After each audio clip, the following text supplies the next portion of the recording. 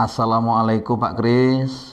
Waalaikumsalam Pak. Alhamdulillah. Apa kabar hari ini Pak Kris, sehat? Alhamdulillah sehat Pak. Sehat.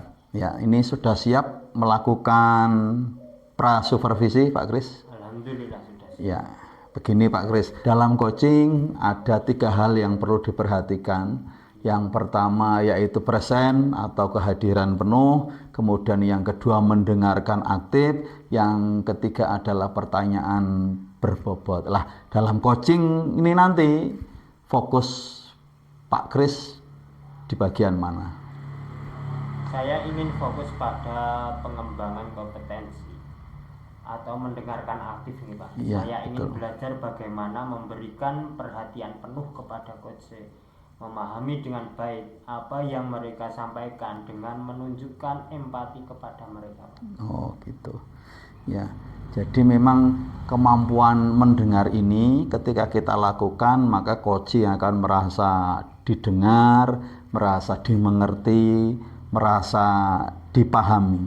Nah, selanjutnya yang ingin Pak Kris amati itu bagian apa?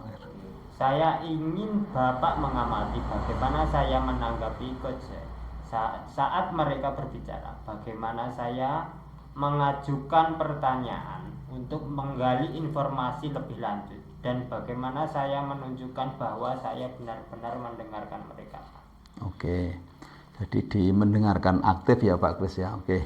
Ini sangat bagus sekali. Saya akan fokus di bagian itu. Terus mohon maaf, nih Pak Kris sendiri bagaimana penilaian Pak Kris terhadap kemampuan mendengarkan aktif yang dimiliki oleh Pak Kris?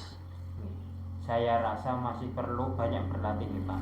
Nah, Saya begitu. seringkali terdistraksi oleh pikiran saya sendiri, atau ingin segera memberikan solusi kepada coach, sehingga saya kurang fokus pada apa yang mereka sampaikan. Oke, Pak Kris. Nanti kita belajar bersama-sama, berkembang bersama-sama agar menjadi lebih baik lagi. Terus apa harapan Pak Kris dari observasi yang kita lakukan ini? Saya berharap setelah sesi observasi ini saya bisa mendapatkan masukan yang konstruktif dari Bapak untuk meningkatkan kemampuan saya dalam mendengarkan aktif. Saya ingin belajar bagaimana menjadi pendengar yang baik, empatik, dan suportif bagi coach. Oke, ini insya Allah nanti saya akan memberikan saran, memberikan masukan. Saya yakin dengan Pak Kris, kerja keras Pak Kris, dedikasi Pak Kris, nanti bisa menjadi coach yang handal, begitu Pak Kris. Oke Pak, terima kasih banyak Pak. Saya sangat senang bisa mendapatkan bimbingan dari Bapak. Ya, sama-sama Pak Kris. Sekarang kita persiapkan untuk sesi coaching pada kali ini yang nanti sebagai coach Ibu Nurdiani, panjenengan sebagai coachnya, begitu nggih Pak Kris? Oke Pak. Nggih, monggo. Apa kabar Bu Nurdiani?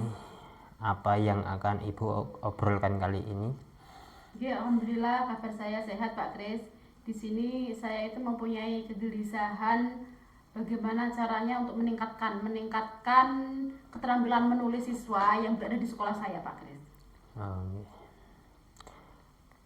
Bagaimana Bu Nurdiani mendefinisikan keterampilan menulis yang baik bagi siswa? Menurut saya definisi keterampilan menulis bagi siswa itu kalau siswa itu mampu menuangkan ide-idenya, mampu menuangkan seperti unek-uneknya bisa mereka tuangkan dalam tulisan, tetapi juga harus memperhatikan tata bahasa, harus menggunakan kosakata yang bervariasi. Itu bagi saya sudah cukup. Di level mana Bu Nurdiani menilai keterampilan menulis siswa yang saat ini? Menurut saya untuk keterampilan menulis di sekolah saya itu baru di level sedang Pak Kris. Apa yang ingin Bu Nurdiani lihat sebagai perubahan dalam kemampuan menulis siswa setelah sesi coaching ini?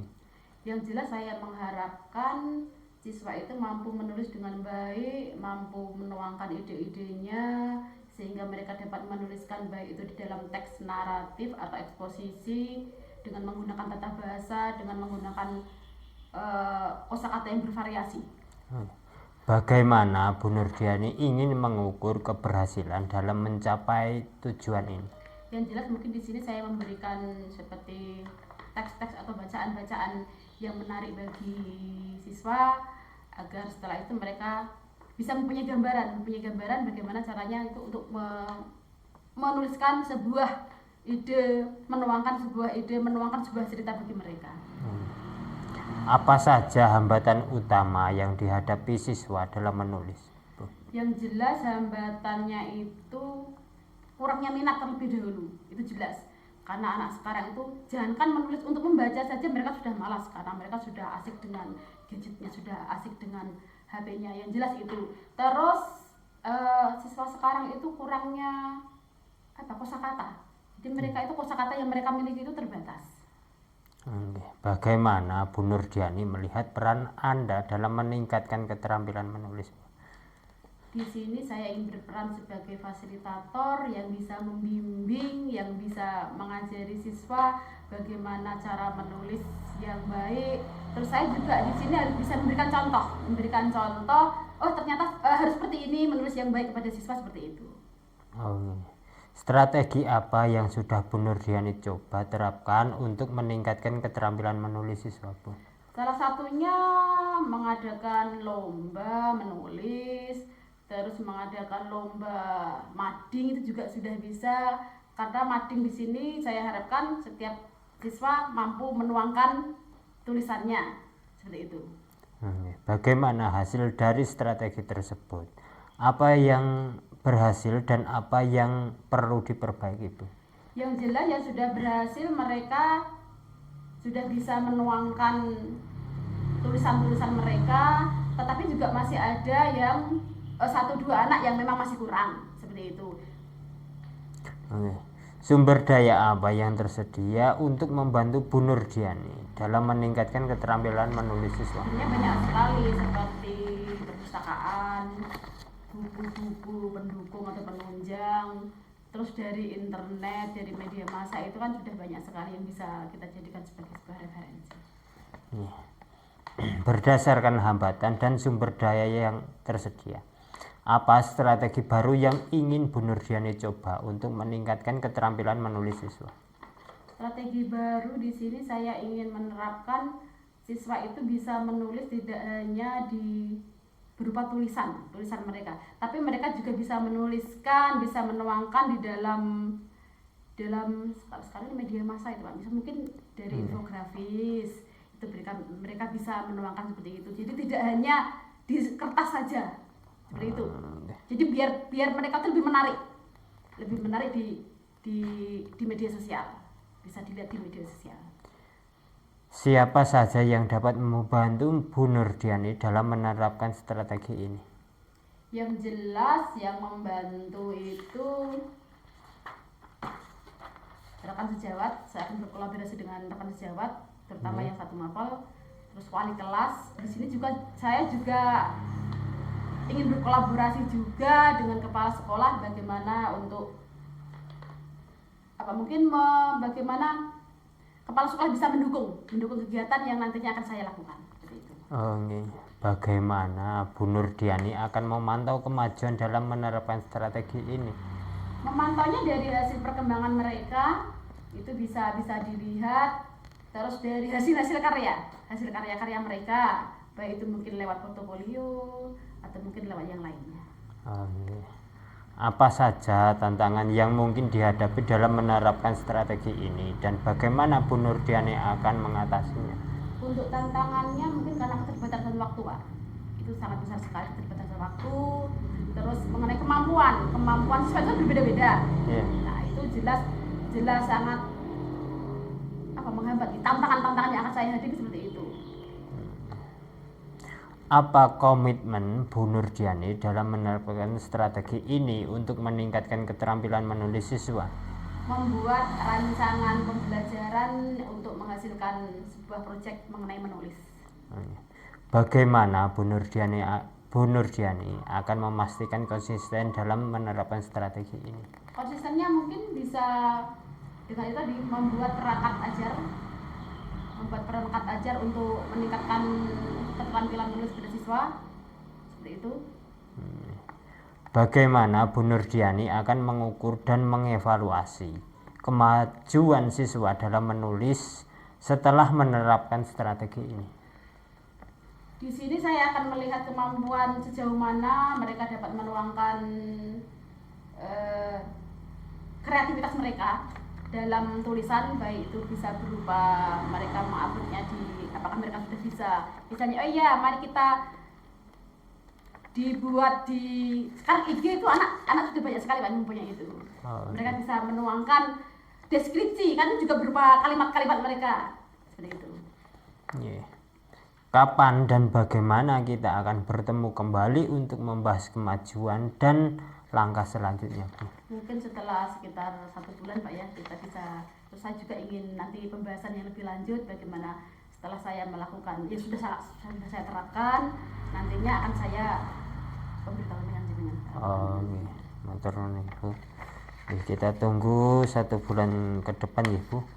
Iya, Pak.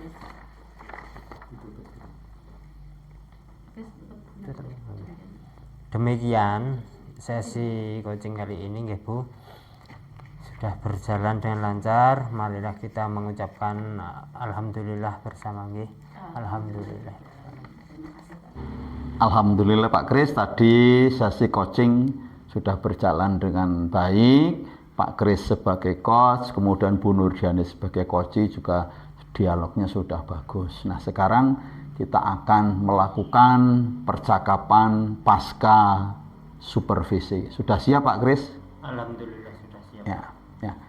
Ini tadi kan sudah dilakukan dialog dan fokus yang akan saya nilai, saya koreksi, saya evaluasi, yaitu tentang mendengarkan aktif. Nah, saya tanya dulu, tadi di sesi coaching tadi, performa Pak Kris menurut Pak Kris sendiri tentang mendengarkan aktif bagaimana Pak Kris?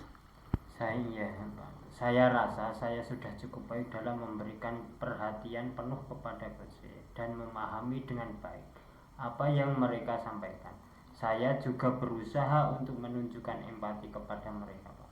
Oh ya, bagus sekali Pak Kris. Memang tadi saya lihat juga dialognya bagus, dengan mendengarkan apa yang menjadi permasalahan Bu Nurdiani dengan baik, Pak jenengan juga meresponnya dengan bagus. Tetapi ada beberapa hal yang memang perlu diperbaiki Pak Kris. Terima kasih. Nah, nanti ke depan ini yang perlu dikembangkan, misalnya tadi jenengan itu Pak, terlalu buru-buru dalam memberikan solusi sehingga Bu Nurdiani tadi potensinya belum muncul, belum tergali dengan baik Pak Kris. Oh ya, maaf Pak, saya tadi sadar hal itu. Saya akan berusaha untuk lebih bersabar dan memberikan ruang bagi coach untuk mengeksplorasi ide-idenya sendiri Pak.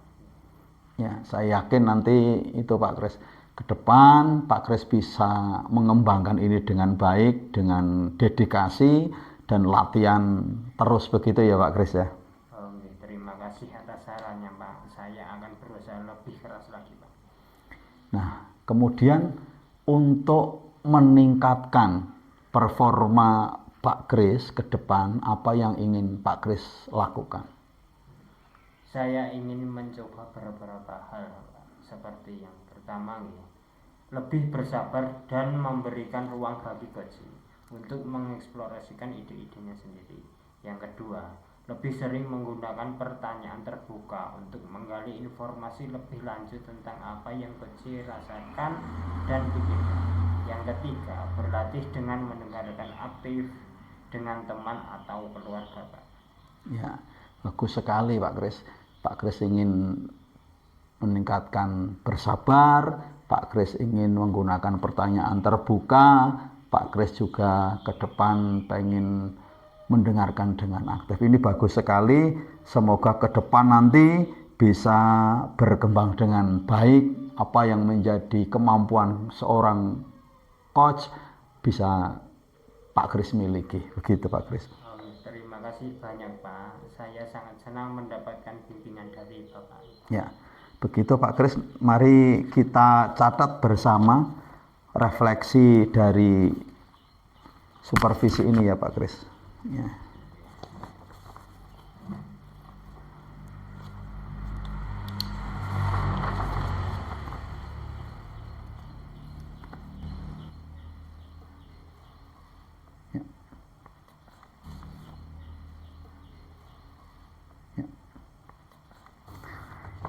Ya, Pak Kris, itu tadi observasi saya ketika Pak Kris melakukan coaching.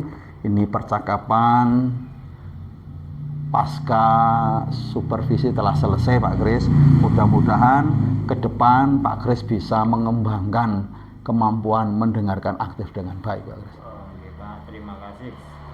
Kedepannya nanti saya akan lebih mendengarkan dengan baik lagi Pak. Iya Pak Kris, begitu. Semoga pertemuan ini membawa manfaat ya Pak Kris nih. Itu kita tutup dengan bacaan hamdalah bersama. Alhamdulillahirabbil alamin.